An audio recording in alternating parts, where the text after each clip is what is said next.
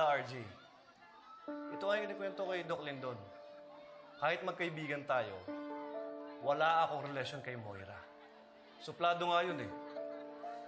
Kinakausap lang ako dahil kaibigan kita. Kapag nagkakaroon kayo ng matinding away, inaaway din niya ako. Dahil alam niya, magkasama tayo sa kalokohan. Eh, ang bait-bait nga natin nun eh.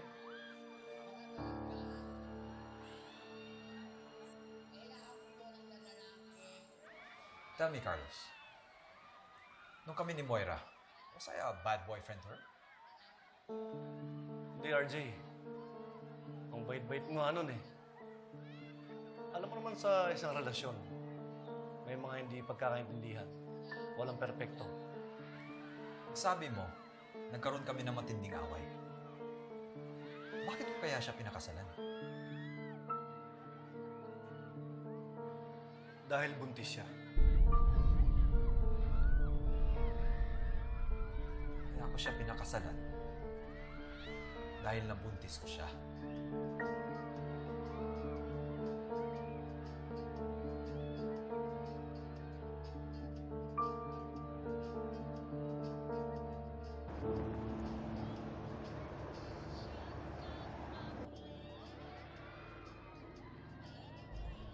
Mami, nasan ka?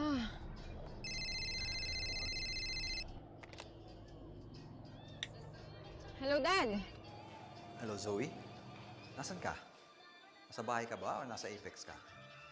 Dad, hinahanap ko si Mami. Nawawala siya eh. Hayaan mo na yung mami mo. She's old enough to take care of herself. Dad, she's my mother. Kahit may kasalanan siya, hindi ko siya pwedeng pabayaan. Dad, nung ikaw may kasalanan ka sa amin dati, di ba hindi naman kita pinabayaan? I remained a dutiful daughter to you. Kaya please, Dad, kailangan ko hanapin si Mami.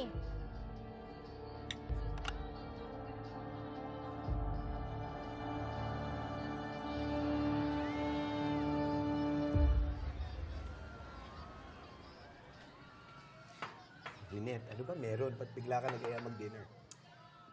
Naisip ko kasi ang dami nang nangyari. Kaya gusto ko sana, magkaroon naman tayo ng konting break. Yung makakain tayo ng masarap, yung ganito, yung lutong bahay, di ba? Miss ko to. Di ba? Uy, Ay, Annalyn. O, tamang-tama. Kain na. Sakto-sakto. Sakto-sakto yung pagkakatid namin kay Annalyn. May masarap na pagkain na hinanda. Good evening po, sir. Tita Lynette. Good evening po. Gabi. O, sige, maupo na kayo. Ayun ako. Dito, kumain na kayo dito. Hello. Long time no see. Mukha na lang. Yan, kailangan ba tulog? Ay, hindi. Okay na ako dito. Brado ka, ha? Putas, oh. May putas. Yun, oh. Ay, paborito ko. Sus ko. Buti na lang, hinihin natin ni Doc RJ si Annalyn kanina.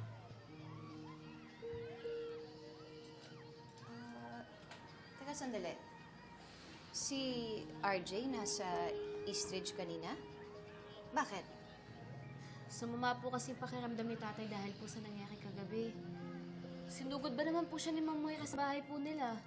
Eh di ayun, pinalayas niya po si Ma'am Moira. Finally, natauhan na rin si RJ. Dapat nga po kakasuhan niya po si Ma'am Moira eh. Kaso sumama po yung pakiramdam niya. Naku, sinasabi ko na nga ba eh. Tama yung hinala ko eh. Anak, pakibigay nga sa kanila. Nga? Ano? Kasi kanina, nakita ko si Moira sa kalye. Tapos ang dumi-dumi, ang dungis. Tapos yung parang lasing pa. Inisip ko, hindi kaya pinalayas siya ni RJ. Yun nga, tama nga ako. Pinalayas nga siya. Nasa kalye po siya, tapos madungis po siya. Eh di ba ang yaman-yaman po nun? Ba't di na lang po siya mag-check-in sa hotel? Baka naman nababaliw na. Alam niyo, delikado yan, ha? Isang nababaliw na Moira na pakalat-kalat sa kalye. Yan na nga ba yung kinakatakot ko eh. Paano kung balikan ka? Ako, ito si Annalyn, si RJ. Nakakatakot baka mamaya kung anong gawin niya sa atin. Lynette. Nandito ako para sa inyo. Kailan ko ba kayo pinabayaan? Ako baka mamaya madamay pa si Doc Denise.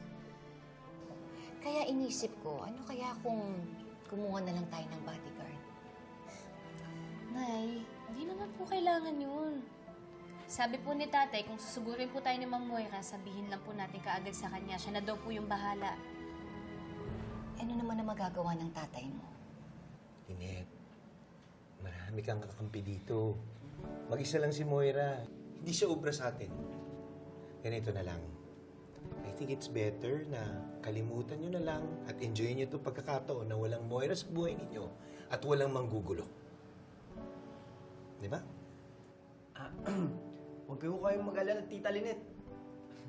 Regan Tibayan at your service. Ako magiging bodyguard ni Doc Annalyn. Ewan ko sa'yo. Basta ako, may background ako sa boxing. Mauna ako masuntok bago si Annalyn. Masyado niyo namang minamalit si Dr. Santos. She's a smart and a strong woman. Tagal na rin pinoprotektahan yung sarili niya against Moira. Di ba, Doc? But, if you need help, anything, I'm just here. Ayan. Akala ko ba minamalit? Ba't ngayon kailangan ng tulong? Ayan. Yung Kaibigan natin si doesn't Dr. make sense. Santos, di ba? Hoy, pwede bang kumain na muna tayo? Sorry.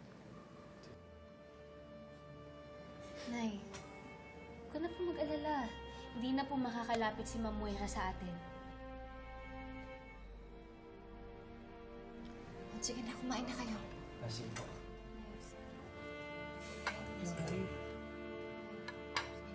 na ako na. Ikaw muna. Nay. Salamat, salamat. Sige na.